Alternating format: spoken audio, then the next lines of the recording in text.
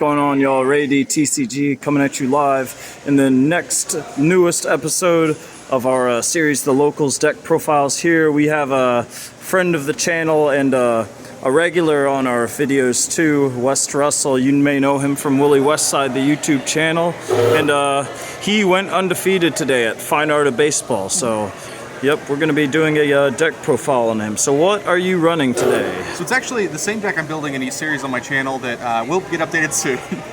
Get a very long video, but we're doing a Fire King Snake Eyes build that's sealed only, so it's going to be a little bit wonky. Just be ready for that. But I'll go ahead and walk you through the different parts of the deck. So, sure, yeah, let's see what you're running here. So first thing, we'll do the Fire King engine. We're going to do 3 copies of Fire King Ponix. That is our starter for the deck. We'll also run 3 copies of Fire King High Avatar Kirin. That is probably the single best card in the strategy. It just floats very well. It's one of the few cards that can interact from your hand on your opponent's turn. It's just super great. Garunix is kind of one half of the big boss monsters this deck can produce. It's got a really cool effect where it's one of the few things that can destroy a card from your deck. Very rare, very cool. 1 copy of Arvada and 1 copy of Barong. I used to run 2 copies of Arvada, but it became a little bit bricky. It is probably the best, and only real negation that this version of the deck offers. It's a monster negate, isn't it? It is. It destroys a fire monster to negate. It's also a really good extender, because if it is destroyed, it can float back a Fire King monster from your graveyard to your side of the field.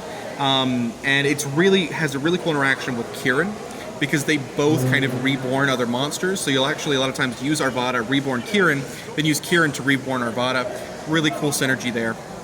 For the spells, we've got 3 copies of Sanctuary. It's definitely one of the more important consistency pieces. It's also the main offensive combo line relies on your copy of Sanctuary.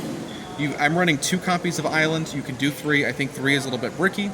Since Sanctuary searches Island, you've really got 5 copies in the deck. You've also got 2 copies of Circle of the Fire Kings.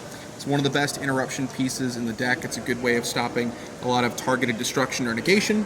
And then finally, 1 copy of Fire King Skyburn. Its ability to just destroy cards your opponent controls is really good as an interruption piece. It also can protect your cards from being destroyed by card effects, which is good in case your island ever gets destroyed on the field. So it can help protect you after it's used, before it's used. Can help stop some of what your opponent is doing, and stop a lot of their targeted effects too. So let's run into the Snake Eyes package. It's going to look a little bit different. Like I said, this is pretty piecemeal.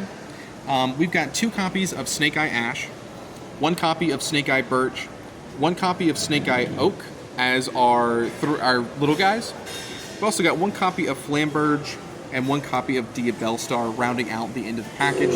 It's all based on what we've pulled. I used to run 3 Ash. In this current build, there's not a good use for it. It competes with Poplar too much for your normal summer Ponix, sorry. Right. A copy of Poplar would really help this deck with consistency.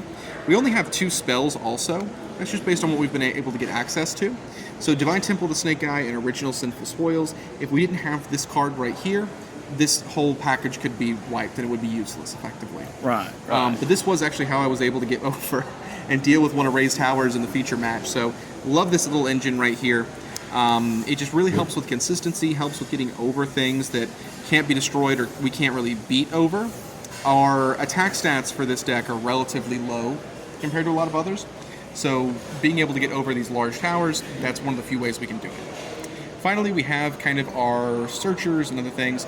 We have 1 copy of Bonfire right now that we're able to pull. That's really good for the Snake Eye engine. It's pretty much useless for the Fire King. 2 copies of Talent. For some reason, I never see this card. I only have 2 copies, or I'd pump it up to 3.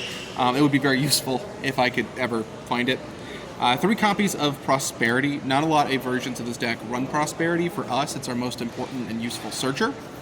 3 copies of Droll. I think this is probably the best hand trap, in my opinion, that has ever been printed. Oh yeah, it's so powerful. I mean, it really slowed you down in our feature match. So completely stops most decks. Honestly, it's also just a gatekeeper card, in my opinion, because it stops any deck that's like Rogue or anything from being able to play. 3 copies of Ash. Ash is good not only as a hand trap, but also as a resource, because it is a fire monster. 3 copies of Imperm and 1 Called By.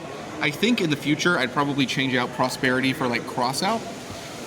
Does a different thing, but being able to stop Droll from completely shutting us down, or any sort of like graveyard hate, would be massive. Oh yeah. So that's the entirety of the main deck. Like I said, it's a little bit wonky right now.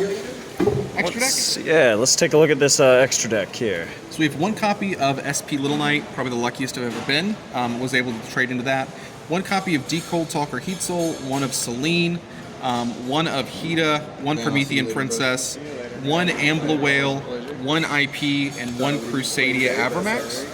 Right now, these three make up half of our prosperity bait. So when we need something to banish for prosperity that we don't have access to, we go these three and a couple other monsters that are still sort of leftovers. The rest of these kind of get used at will. These two, in some degree, this become part of our main combo line. We're running Snake Eye stuff. These two are just amazing cards to have in almost every deck.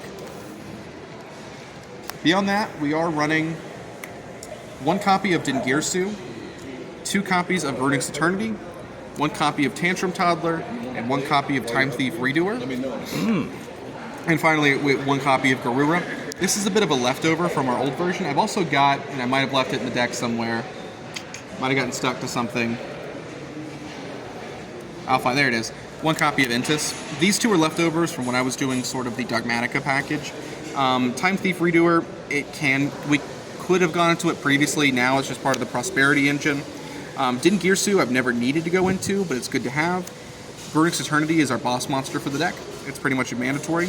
Tantrum Toddler comes up very, very rarely, but it is good because we can quick Xyz summon into it using either Ponix and a Snake Eye, or any of the Snake Eyes that are dead, can't be used, whatever. Very useful, and these two become the rest of our Prosperity package. So that's it for the main deck. Our extra deck, I don't think I even bothered shuffling. It's a little bit weird right now. I'm still testing out some stuff. But we have our Dark Hole Dragon engine, 2 copies of Dark Hole, 1 copy of Dark Hole Dragon. My favorite card in the game right now is Ice Dragon's Prison. Definitely. Such a good card. I love it. Mandatory 3 of. It's so good. I feel like it's underutilized. 3 copies of Dogran, Mad Flame Kaiju. 1 copy of Kurakara Div Incarnate. Beautiful, beautiful card. 2 evenly would be at 3 if we had 3. And then 3 copies of Rang Bali. Doesn't come up very often, but a certain friend of mine likes to play Runic quite a lot, and so this is one of the few ways we can do anything against Runic, because it is a spell negate that does auto-summon itself, which can be very useful. But that's pretty much it. It's ever evolving, so hopefully next time we'll have a different... Yeah, man. Hey, it's a pretty solid deck. You obviously went undefeated with it, so you definitely did something right with this. Mix of good deck building and a lot of luck. Oh yeah, man. Well, hey, man. I appreciate you being on the channel yet again, man. And y'all go subscribe to his channel. Link will be down in the description below. We're trying to get him to 200 subs.